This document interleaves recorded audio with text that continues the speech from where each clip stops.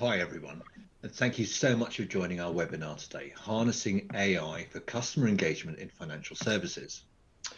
I'm Mike Ferguson from Redpoint Global, and I will be the moderator for today's event. Before I introduce our experts, I'd just like to remind everyone that we're expecting to run for about 45 minutes, and we'll be answering questions at the end. So please do feel free to put any questions in the Ask a Question box in the console. If we're unable to get to your question within the session, we will follow up afterwards. Okay, so we're looking forward to that. So that's intros, and let's get to our guests today. So let's go through and do some intros. Here we go. So first of all, I'd like to introduce Dina Santina. And Dina works for Munvo. Munvo is a consulting company that focuses on simplifying your MarTech and ad tech to deliver value for your customers. They are part of the Plus company, and that's a global network. And been working with Dina for a year or two now, and we always have a great time working together. Dina is the CDP practice leader for Munvo, and she's been working in this region for this area for over 10 years in digital advertising. She's passionate about audience strategy, customer data, and emerging technologies. Currently focused on how AI can enhance personalization, automate decisioning, and power more intuitive and meaningful customer journeys and experiences. Hi, Dina. Hi, Mike. Great to have you. Thank you for that. And thank you. And our other guest today is Robert Bruckbauer from Adastra. Adastra is an international consulting and IT services company specializing in data analytics, cloud, AI, machine learning, and data governance, everything around data. In short, Adastra is a global leader in helping enterprises modernize their data strategies, deploying AI at scale, and driving digital transformation with measurable business impact. Robert himself, he's been in the IT industry for around 25 years, having worked for international companies like Microsoft, Oracle, and Merkle, a Dentsu company.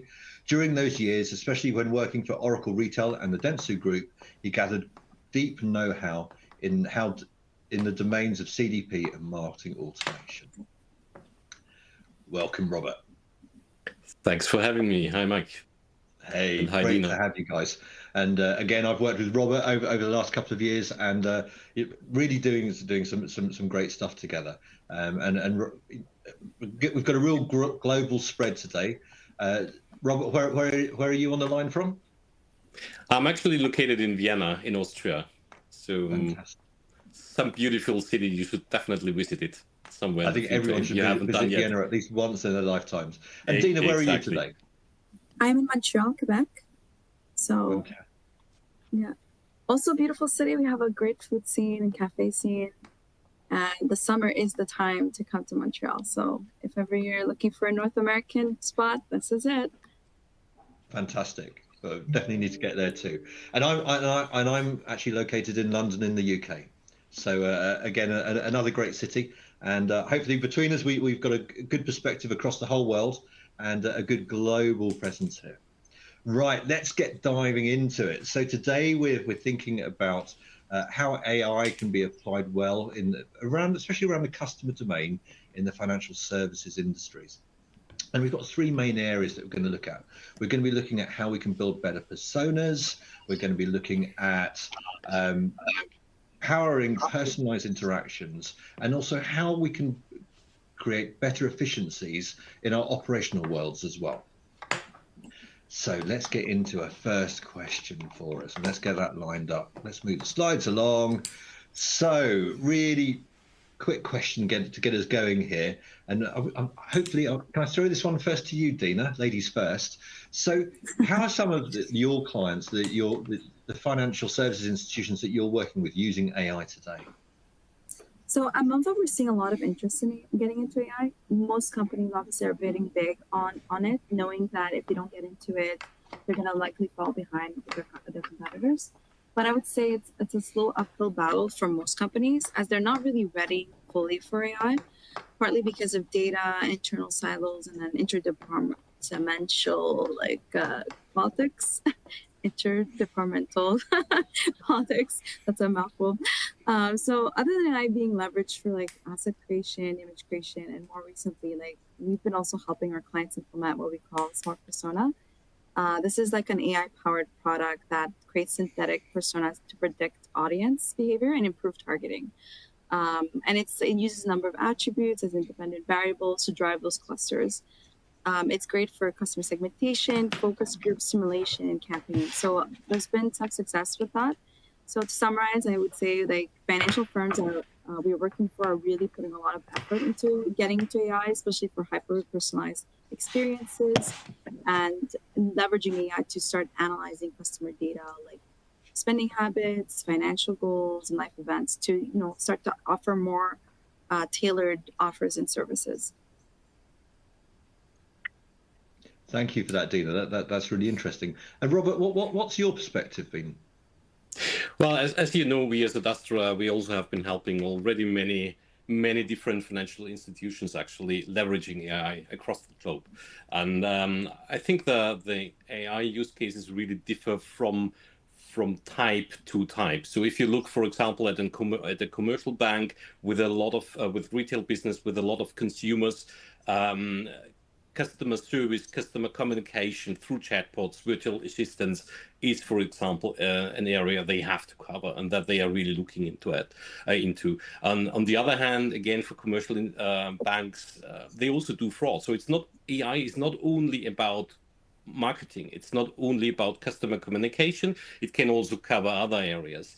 And commercial banks having a lot of transactions, fraud covering this area is really critical for them, and AI can help a lot in that. On the other hand, an insurance company, which I also count into the financial services industry, they use, as Dina said, one of our customers, for example, they use it for better segmentation, for personalization, for next best offer and all this kind of stuff. So it really depends on the one hand, which kind of institution is it? On the other hand, which department are you talking to? Because there are so many possible use cases across all domains in the end. And that's actually the fun in it. That's why I like talking to our customers and find new use cases, find new areas to leverage AI in the end. I'd love to know from both of your experiences, in terms of you've talked about frauds using AI, you've talked about marketing using AI. I'm sure operational groups are using AI. Do you see that AI is being controlled within your clients from a central place, or is it separate departments engaging with AI on their own? Would be good if it were like that, but unfortunately, very often it doesn't happen like that. I think many institutions now have found out they have to do it. They have to have proper governance behind it, but we are still on the way. So I haven't seen any customer really being 100% in line with that. But Dina, maybe you have a different experience out of North America. No, I would say it's similar to your experience, partly because there are different needs for AI, and then every team will have a different viewpoint in terms of how they want to leverage it and how they want to be using it. So it goes back to silos. I think a lot of companies deal with that, and until there's like a identified like global strategy at the organization level, and not just in terms of how they want to leverage it for client purposes, but also how they want to use it internally. Like, what's the purpose? Like, how are they going to use it? What's the guidance for employees on using AI?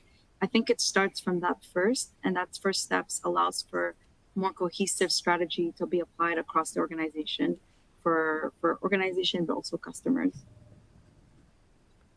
Yeah, thinking about that, I mean, I'm guessing that means that that's a possible introduction of risk for an organization, isn't it? Which kind of leads us on to our next question. What risk factors have you seen your customers encountering as they engage with AI, and how have they been getting over those risks? Robert, do you want to go first on this one? Yeah.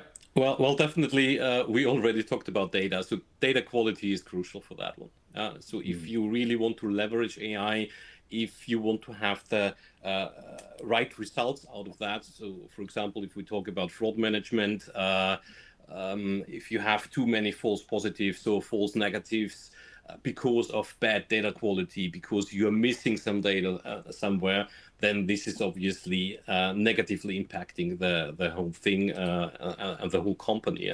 So this can be really critical. It's not only a nice to have.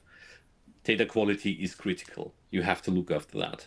But Dina, I'm pretty sure you also have some other areas you're looking into. Oh yeah, I would say a common consensus is the AI is only as good as the data that it's trained on. And then, of course, there's always going to be biases in the data that lead to skewed outcomes or not having enough or good data. I think all of those actually add to the difficulties in order for like companies to like enable their use cases. But I would say the other piece is compliance. I would say it's a really big blocker for most financial institutions. Just the financial industry is already very regulated to begin with. And then there's always new legislations are being proposed for AI. In North America, there has been quite a few. So without proper guidance, it's hard for financial firms to kind of like figure out like where they want to go and how they want to go about it. And, you know, financial institutions are held to higher standard because of the sensitivity of that data. And then that also leads to consent. I'd say that consent is very key. And it's data governance is going to be super important to ensure that there's like a clear line of what can and what cannot be used. And then having full transparency with customers and consumers in terms of how that data is going to be used. And for targeting personalization is going to be very important for companies because that's how you build positive relationships with them. And we need to take those precautions just to ensure that AI is being leveraged in the right way. Yeah, absolutely, fully agree on that one. And I think you have been talking about data governance and data that can be used and should be used, data consent and so on. I think one challenge that many of our customers have, they have a lot of data, they are actually overwhelmed by that. And it's our job, yours, Dina, and also my job, helping them also in finding out which kind of data is even needed, because they are really overwhelmed. Especially financial institutions have a load of data actually, and really finding the ones that will bring you the right results that you really need. So, for example, I had one discussion with one of our customers. He wanted to use geolocation data because it sounded great. But in the end, we found out, no, with his current use cases, it's not even needed. It doesn't make any sense. So don't include it here. Yeah. So also, as you said, guidance. Our customers definitely need guidance in data governance and also in which kind of data they will and have to use. And one other topic, and we already briefly talked about it, Mike. AI is trendy, is sexy. Everyone wants to play around with it. So you get into troubles because each department wants to do something. Everyone has some ideas. And if you don't have a consolidated approach, this definitely leads into troubles and problems, increased costs, losing money, and so on. So that's definitely something financial institutions and companies in general have to take into account when they are looking into AI. Yeah, and I would say like financial institutions can't like sit on this. I remember when GDPR started to finally kind of kick in, everyone was like, "Oh my gosh, what are we doing for this?" And it's a lot for most companies to have to deal with, and most departments, it's all too new for them. They're not familiar with it, so having that proper guidance, like you said, is so crucial because they're going to be a little bit lost. Things are changing very rapidly. And so all of those kind of play into a part in developing those like the proper standard guidance for them. Yeah, exactly. Otherwise, you are getting rid of data silos, but building silos again when playing around with AI. So definitely crucial. Very true. Well said. So I've just so as you're thinking, you've talked about data quality being key, governance being key here. How do you think about helping customers actually take the step up, especially around that getting your data ready step, what kind of things should we be thinking about? Dina, maybe you want to take that on? I'm sorry. Can you repeat the question? Yeah, sure. Sorry, the line may have cut out slightly. So we've talked about the fact that you need good quality data to actually run an AI program on, and we're just asking how would you guide your customer to start getting their data in good shape? Yeah, of course. So I would say it boils down to three parts. So data readiness, data governance, and then data stewardship. When you're starting a project, having a clear foundation, like strategy of how the project will unfold, and then how it will be governed. So we talked a lot about data governance. So working with the clients to set like precise KPIs, like knowing fundamentally understanding what outcomes you can expect out of it, I think will play a really important role in leading to the success of the project. So while many of these projects focus working on with IT, I think it's also important to really align it with business. I've seen it happen time and time again where IT will start with developing the requirements, but they never really consult the business side. And then when they actually start developing, they're like, oh, well, we actually want this, we want that. Where is this requirement? And so this neglect it causes issues down the line for the project. And so it's often, I would say, like we said, organizational silos. We need to break them. We need to make sure that all parties are brought in earlier. So then we can deal with like the interdepartmental politics that could potentially bring the project down sooner rather than later. And then, we have to navigate all these things to ensure that the project align. Our role will be important to ensuring that's done effectively. What about you, Rob? Absolutely, yeah.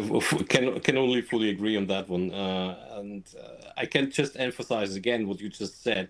AI is not an IT project. Not at all. Yeah. So you really have to have the collaboration between the business, IT, data scientists, and all parties. Otherwise, it will fail, or it will at least take much longer than expected.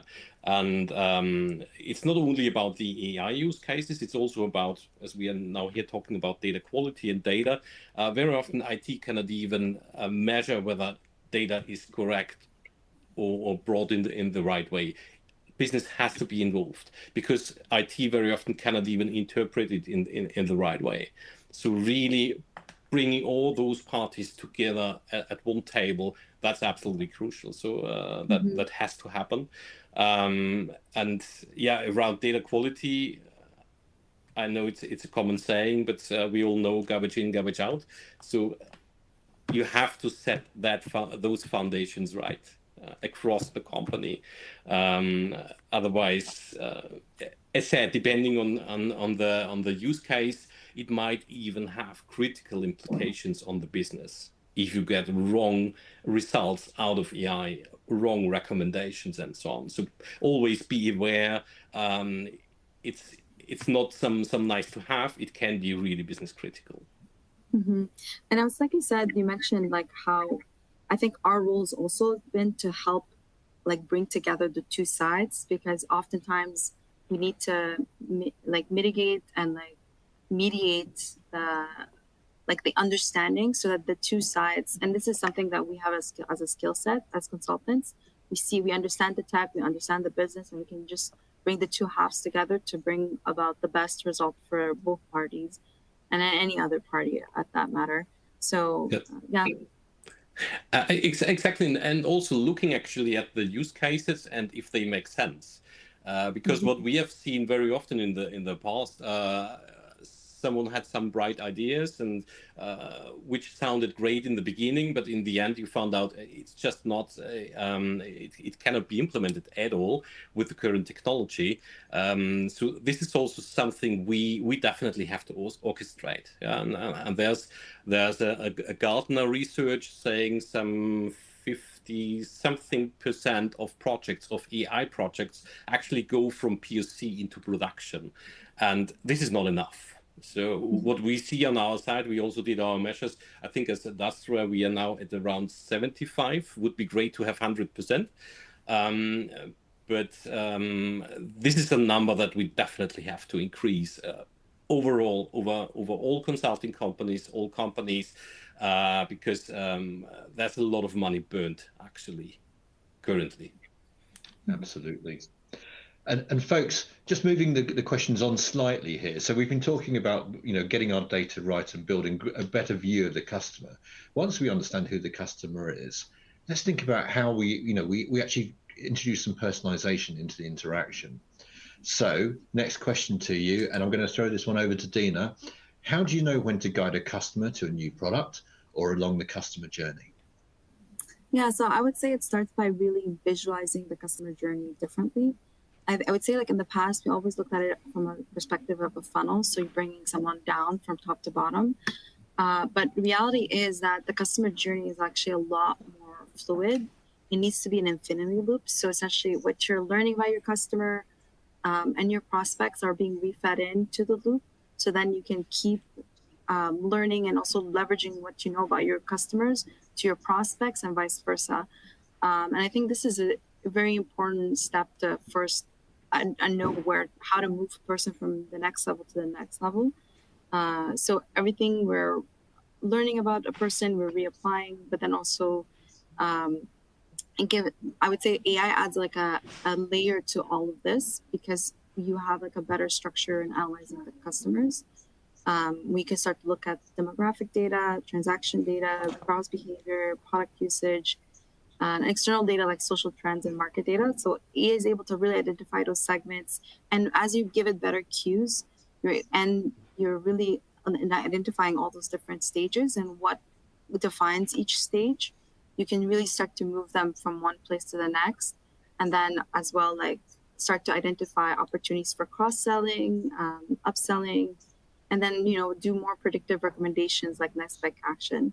So by having like a really solid understanding of the customer and reimagining what our understanding of the customer should look like, we can start to have more conversations with our customers instead of like these one-offs. Because I see a big challenge most companies have is that they have a lot of different channels and they start different conversations with each channel. And which means that a person is like never fully engaged with what you're trying to the message you're trying to send because they don't know which message to focus on. So by consolidating all these different silos and then channel silos and having a very direct message and being aware of like that you're conversing with someone instead of just like all these random conversation, we can lead to better like engagement and potentially like just more loyalty and just reimagining all that customer journey for something more beneficial.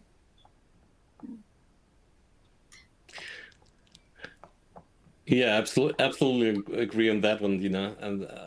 And actually, what I like, you're talking about conversations. Because very often when we talk about digital marketing, about the customer journey, we always thinking about, okay, what can we sell him when? Mm-hmm. There's always a focus on that. But actually, you already mentioned next best action. It's not only about offering something. It's also crucial to give him relevant information, to give him the right stories, to have a real conversation across channel with him. So fully agree on that one. But in the end, obviously, yeah, it should lead to some business. So we want to sell something. We want to have a next best offer for him or her. And this, as you already said, relies on a blend of customer data, behavioral signals, predictive analytics, and also business rules. But in the end, what we always have to keep in mind, it's not about what we want to sell to the customer. It's about what our customer is right now ready for. Yeah, so that's what we have to concentrate on. Of course, we want to sell all our products. We want to sell the whole portfolio, and in best case now, or that's what we want to have, but it's not reality. So really concentrate on what is the customer right now ready for. What should we offer him now? Because probability is really high that he will accept it. And that's actually an area where AI changes a lot, and where AI can really help a lot. Because if you would only rely on human beings for taking those decisions, it will not work, especially when you have millions of customers. Yeah, I agree with that, especially since I feel like oftentimes strategies are based off of what we think will work for the customer versus what the customer is actually signaling to us by how they're engaging and reacting to our marketing. And I feel like this is such an important piece that AI can support, but also we just need to be on the lookout for those and react more readily to the changes in the customer. And this is what customers expect. They want that interaction. They want just that savoir-faire. Like, they want people to know about them without them having to tell you. I feel like this is where, like, first as your party data comes into play also. Like, the more that the person feeds you in terms of information, this is the stuff that you should be listening to for the most part, because if they're telling you and signaling interest in certain things and they're giving this information willingly, it's going to be 1,000 times worth more than whatever data you are using to, just gauge this is what they want. And this is what we want to make the foundation of what AI leverages to make those recommendations. Yeah, and that's what we call personalization in the end. What we always have to keep in mind, not becoming creepy. Of course. So that's definitely something we have to keep in mind. But as you said, people really appreciate those personalized offers and those personalized conversations, because they feel really taken seriously, and that's important. Yeah, I agree with you. Big Brother, no one wants that. Exactly. There's a thin line between you did the job and you're just like a stalker, and I feel this is where we need to use our judgment, and then also, like what you said, like what people are giving you in terms of information is a good first place to start. And then afterwards, it's like I agree with you. It's like strategy and how you do it is also very important. The execution. I was listening to one of my customers talk this morning about the difference between personalization in Europe. Is in Europe people want to be recognized, whereas in North America it's about having things customized for them. And I thought that was an interesting perspective. So thinking about that and trying not to be a stalker and not be creepy. Just getting it right in terms of just picking out the right channel for the right interaction. How do you guys think about that? Well, on the one hand, again, you might have some choices already made from the customer, so you know which kind of channel is he or she normally using. You know the past behavior, but you also have some predictive insights, and you know the present context, which means although he might normally be using one specific channel for the current situation, another channel might be much better. So. One concrete example for that one. So if you feel this customer might churn, then maybe you have to have the human in the loop, someone calling him directly and trying to get into a personal conversation with him or her. So on the one hand, you have those this know-how, what is he normally doing, but on the other hand, you also have to keep in mind, where does he stand right now? Just what we said before, so what's his current situation, and what's the context actually behind? Sedina, do you see it the same way? I would agree with that, especially, like, I agree with you. A good starting point is looking at the communication preferences. Usually, like, a person will tell you off the bat what's their preferred mode of communication, especially because sometimes there's legality also around communication. And then, like you said, past channel engagement, online behavior, and then campaign response history. Like, you kind of get a sense of what's the best place to do, to which channel to use to communicate with them. But I would say also age is actually very important in this, because older people will often prefer to talk to a real human, whereas Gen Z are very, like, they prefer texting. They don't want to talk to any humans. So knowing that, I think, is going to be very important in terms of, like, assessing which channel to use and how to use it, and how to best communicate to each person depending on, like, that preference. Absolutely. I just recently read a research that said that Gen Z customers respond 3 times better to in-app nudges than to phone calls, which is totally different in my age, for example. I'm far away from Gen Z, so I like to be called actually. But yeah, also taking this kind of stuff into account is crucial. And I think what's also important here. AI gives you the real great opportunity, not setting it once and sticking to it, but really testing, trying again, trying out new things, and really seeing how the behavior might change. Yeah, so never stop. That's actually my recommendation. Always try getting better and hitting things better. So folks, listening to those responses, that they're really good. And I was thinking about, hey, so once we start to get this level of personalization right, how does it impact loyalty, especially within the markets and the customers that you see and the organizations that you work with? How's loyalty seen as a thing, and how is it perceived to be built? So I would say like beyond just looking at how we tailor the experiences based on that customer's preferences, we also need to recognize that it doesn't always lead. Like we have to focus on what leads to positive feelings, and so we can reduce the churn. And like having those hyper personalized offers and experiences that speak to the customer and are less interrupted, like conversation, like I was mentioning, we're able to create that connection with the customer, and that's what we really need to do.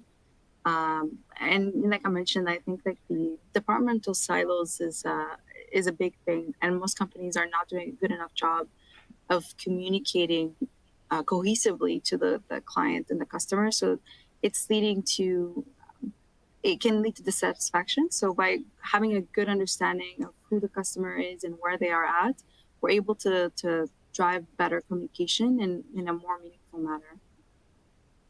Yeah, absolutely. So fully agree. Whatever we have been talking about so far has a huge impact on loyalty. So fully agree on that one. And as said before already, it's not only about selling something to the customer. We have to provide services. We have to provide relevant information that really helps the customer. It's not about selling anything, but we want to have a bond to our brand actually in the end. So one of our financial customers, for example, is using credit card transactions. So they know, for example, someone is going on holiday, he's flying into this and that country. So they provide him upfront information about this country. So what are do's and don'ts? What should you visit over there? Probably. What are some offers from car rental companies where you can get better rates, for example? So this kind of stuff. And it's not about selling a product. It's really giving relevant services to their customers. And this keeps the conversation going. And this also, for example, increases the usage of the app, because people see the app as a relevant place to go if they need any information, not only around the products, but a lot of other stuff. Yeah, and that obviously builds loyalty. And what we also always have to take into account, loyalty is not transactional, loyalty is emotional.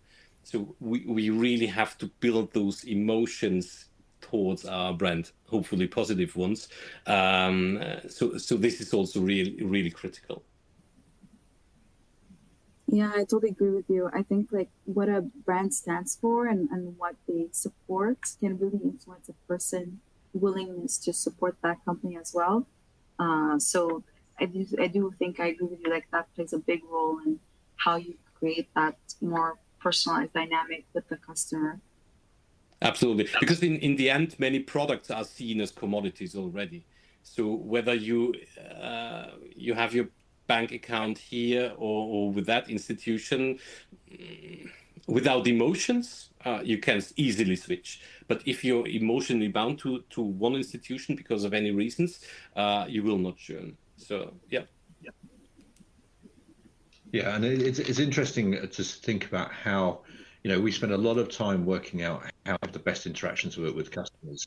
But actually, yours was built by great interactions, but also ethical alignment, and that kind of emotion is an important feature in there. And so, I think I don't know that we've got answers for this yet, but I'm pretty sure that we should be thinking about, hey, how does AI enable us to match up that sentiment and that ethical alignment to make sure we get the right message to the right person? I think that's a real challenge. So thinking through these kind of questions and using AI around, we've talked about it in using it in terms of loyalty, in terms of getting your data right, in terms of getting the right interactions. How have you seen your customers actually using this well to win more business? Yeah, so I would say like there's been a lot of hyper personalization at scale. So it's always about finding, like you mentioned previously, like probably the best action for that particular client. So looking at a vast data sets from transaction history, online browsing, what they've declared as being interesting, to create like those personalized product recommendations and content. That I think it plays a really big role. But otherwise, a lot of algorithm attribution. They want to improve the banking experience, analyze like all the historical data they have about a person to create those impactful touch points. But I would say also like AI has been really playing a big role in how we automate segmentation. It can divide the customers into different groups, and then this can lead to better ways of reapplying what you're learning about a person, because you're starting to understand for each group what works better for them, and then you can look at like upselling, cross-selling to existing customers, and just have a better understanding overall of the customer. I think the other big piece is customer lifetime value with AI. Most companies want to be able to better predict what that would look like, and they want to be able to optimize, test, and refine what it should be. And then AI has really been powerful at helping supporting that effort. So yeah, beyond like just having a good understanding, deeper understanding of what's working, the impact of marketing on ROI.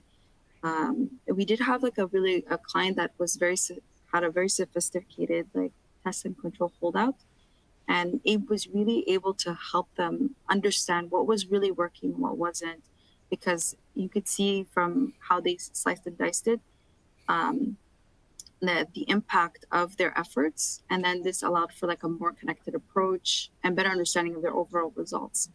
So I would say like overall, there's a lot of different ways that it can be done. And these are some of the big ones we are seeing. Yes. Yeah, so Dino, you already covered a lot of topics, and we are seeing the same actually with our customers. So fully agree on this. But besides actually having better personalization, having better conversations, and all this kind of stuff, AI can also help in reducing cost and in making actually ad spending and marketing more efficient. So that's another angle. So really reducing cost on that side, and by using machine learning and AI, companies can really more effectively target high value customers, for example, on the one hand, identify the top performing segments, but also minimize ad waste. So we have been, for example, working together with a credit card company, and they sent their messages also about their portfolio, about products and so on, to anyone. And they had the wish of really focusing and excluding existing cardholders, because it doesn't make sense to bombard those customers with the same message as with someone who doesn't have a card yet. And just by doing that, the ad spend was decreased tremendously. So it sounds easy, yeah, it sounds pretty simple, but I'm pretty sure still many companies are not leveraging that in the right way yet. And there's a lot of money behind that, and that's also where AI can help a lot, decreasing this cost on that side, and really using your ad spend efficiently and for the right segments and target groups. You are so right. Oh, sorry, Mike. I was just gonna say, you're so right, Robert. especially about the exclusion strategy. Not enough is being done to make sure that you have something like this in mind, because it does play a big impact. How someone jumps into a journey but also gets excluded from a journey. How many journeys is a person eligible to be part of? I like to call those the rules of engagement. Like, how do you decide how you engage with a customer? And you need to apply these different rules to all your customers so that you can better tailor and then ensure that they have the best experience ongoing with you, and also lead them to these experiences. And also, besides the cost, also a relevant experience in the end, because people want to have relevant information. They want to be contacted for relevant stuff, and not getting this offer again and again and again, although they already bought the product. And I've seen that a lot of times, for example, with telco providers.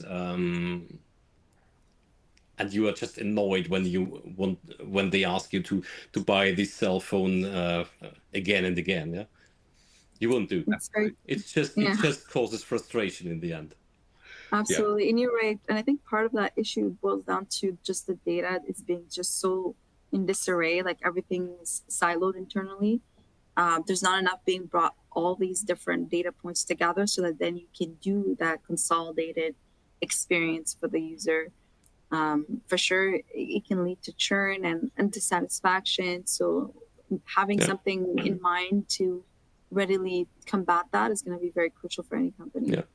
Because then we are back into emotions. And if a customer is annoyed and just frustrated, that's not a good thing. No, you're quite right. Yeah. At Redpoint, we've had a customer talking about the paid media engagements. We've had a customer that used their really good data to identify their best performing segment, put that over into their paid media, did a lookalike campaign, and got 3 times the conversion rate that they were getting on their previous just generic campaign, which was great. And we've had other customers where, you're talking about doing that suppression, making sure that, if they've purchased a product, don't sell them the same product again. We've had customers that have come in and said, actually, we can justify the whole of the investment on the money that we're going to save on the paid media budget, which is an incredible amount of money to be saved. So we're really, we've got some great examples on that, and I'm sure you guys do as well. Guys, we've got about 5 minutes left, so I'm gonna have to switch it over. We've got a couple of questions come in from the feed. So first question that's come in is, what's the cost of getting it wrong with AI? I'm going to throw this one over to Robert first. Yeah, of course. Pretty good question, actually. First of all, you obviously think about the money spent in terms of external cost, but also internal cost, because there's a lot of efforts internally. That's one thing. On the other hand, if you're not doing it right and your competition is ahead of you because of that failure, also has a pretty negative impact, I would say. And the next thing is, if people get frustrated around AI, if they think, okay, internally, AI doesn't make any sense, it doesn't create any value, you again run into trouble. So there's a lot of cost, not only money involved, but even more. Bettina, your 50 cents maybe on that one. Well, actually, guys, I'm going to have to keep it moving. So I've got another question that I'm going to throw over at Dina, if that's okay. And this is, can you give an example of a situation when you've seen somebody get it right? Tricky. So I would say there's like no right or wrong way to do it, because every company will take a different approach to enabling AI. It's a journey that they all have to take based on their own circumstances and their own industry. I'm sure there is an efficient way to do it, but I've yet to see it. I'll be keeping my eye out for what's the most optimal way so that I can integrate it back into our offering to our customers. Because of course we want them to be successful in their adventures in enabling AI, and we don't need to make it more complicated than it already is. Absolutely. So guys, just as we take this into land, I'm going to final key takeaways question for you. If you can get in a time machine and go and meet your pre-Chat GPT version of yourself from maybe 3 years ago, what advice would you give yourself around this area of customer data and AI? So on my side, I would definitely push my customers more into data quality, and push more into data governance, and also have a consolidated view on what should be achieved using AI. So this was definitely missing some years ago. Yeah. Dina? Oh yeah, I concur with that. And I would say also change management is another big piece. Making if companies were already like breaking their internal silos and getting ready for just having their data ready and alignment in terms of what they want to do in this strategy, it'll make a huge difference in terms of how they're able to get AI in their company and leveraging it quickly instead of dealing with the politics and trying to figure out ways to where everyone aligns. Getting alignment first and then the data ready will be very important. No, that's brilliant. Thank you so much. So, guys, as we wrap up here, I just want to say a couple of things. So, you've covered a whole pile of great information about the use of AI in financial service, and identified some really interesting pitfalls and some of the ways that you've been helping customers ensure best quality results. Thank you for that. We've seen some. There are a couple of questions I didn't get to, so we'll follow up with those later. Okay, but just for today, I want to say thank you to Dina, thank you Robert, and thank you for everyone for joining us today. I hope that it's been a really informative session, and we really like to keep the conversation going. So please do send in more questions, and if you've got specific questions for Dina and Robert, we can send those through to them as well. Just to close up, if you're interested in learning more about Redpoint Global, Munvo, or Adastra, please get in contact with us. Our website is at redpointglobal.com, and we look forward to seeing you soon. Thank you, everybody, for attending. Thank you for having us. Yeah, thank you. Thank you both.